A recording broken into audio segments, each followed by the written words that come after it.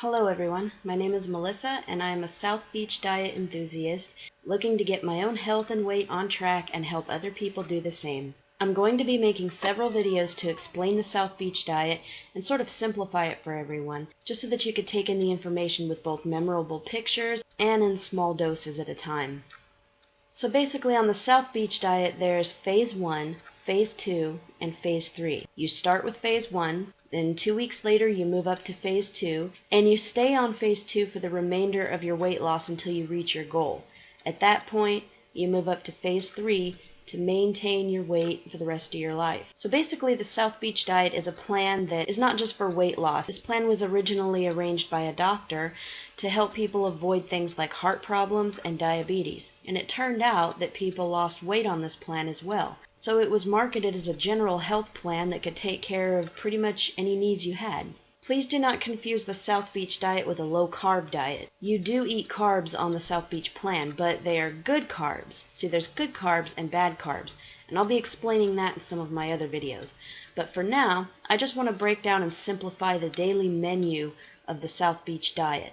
This is an example of a Phase 1 South Beach diet breakfast. You're supposed to have lean protein, enough to satisfy you, and you can leave the yolks in the eggs, but you're limited to 2 eggs per day. You should have some vegetables, which are non-starch, meaning no potatoes, no corn, no rice. So you should have at least half a cup of non-starch vegetables, or you can have 8 ounces of vegetable juice. And I will go over the specifics of which vegetables you can or can't have in another video. You can also have up to 1 tablespoon of a good healthy fat, such as olive oil or canola oil. You can either use this to make a salad dressing or to cook your food within the pan. Next, you get a snack. You should be trying to eat about every 2.5 to 3 hours throughout the day. Snacks are to have between meals in case you get hungry. Phase 1 South Beach diet snack is 1 ounce of lean protein with 1 cup of vegetables. Or you can have a serving of fat-free dairy, like yogurt or cheese. Make sure it doesn't have any sugar in it. A lot of the store-bought yogurts have high fructose corn syrup as their sweetener. It's best to buy your own fat-free yogurt in the tub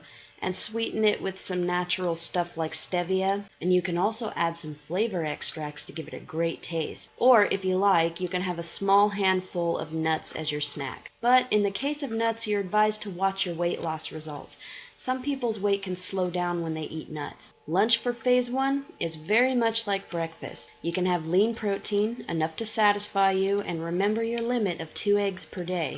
At least a half a cup of non-starch vegetables or 8 ounces of vegetable juice, and up to 1 tablespoon of a good healthy fat like olive oil or canola oil. You are encouraged to add a serving of beans to this meal. You don't have to, but it's a great way to help you fill up and give you extra protein. 2.5 to 3 hours after lunch, you can have another Phase 1 snack. Follow the same guidelines as in your first snack. A Phase 1 dinner for South Beach diet basically consists of the same exact rules as your lunch. Lean protein, enough to satisfy you, again keeping in mind the 2 eggs per day limit, at least half a cup of non-starch vegetables or 8 ounces of vegetable juice. Even tomato sauce in a recipe could count as your half a cup of vegetables, and of course up to 1 tablespoon of a good healthy fat like olive oil or canola oil. As with lunch, you are encouraged to add a serving of beans with your dinner if you like them. Phase 1 of the South Beach diet lasts for the first 2 weeks. So now we're going to move on to Phase 2. Phase 2 is the same as Phase 1, but you add the following things to your daily menu. 1 serving of fruit per day,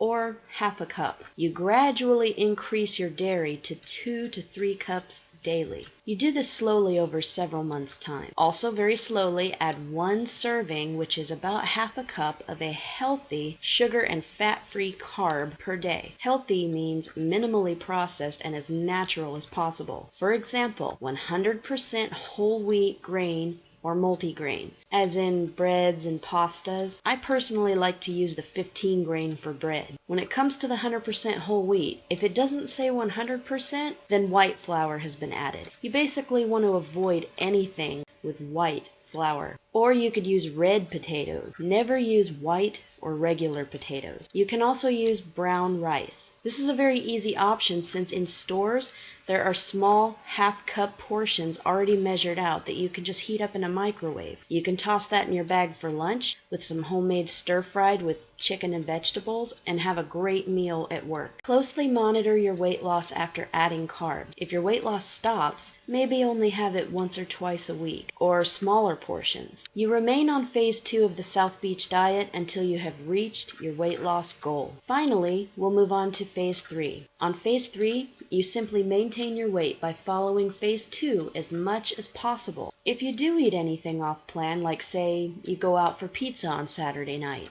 maybe have 1 or 2 slices of pizza with a big salad. Never eat off plan more than once or twice per week during phase 3, and on those days, never more than 1 or 2 meals. Greatly reduce or eliminate certain foods if they cause weight gain, or find a figure-friendly substitute. And that is basically the South Beach diet simplified. I came up with this quick explanation because it takes a while to hunt all this information down in the book, and some of the other websites out there can be a little bit confusing. It's good to just have a clear, simple plan to follow. That way, you can use the ingredients that are suggested in whatever way you like. You can bake them, boil them, sauté them, and you can add whatever spices you like. Having a simple plan gives you a lot of wiggle room in your choices. One other important point to mention is that you are allowed to have dessert on South Beach diet. Dessert would be a little while after dinner, and it's optional. You don't have to. You would basically just follow the same guidelines as the phase 1 snacks for a dessert. Or you can have a sugar-free low-carb dessert, but watch your portion control. With this information, you could probably start with the South Beach diet today. If you want to know more about the kind of lean protein, vegetables, fruits, and snacks that you can have on this plan, then please check my other video, because I've made specific videos going into better detail on those subjects. Thank you for watching, and have a great day.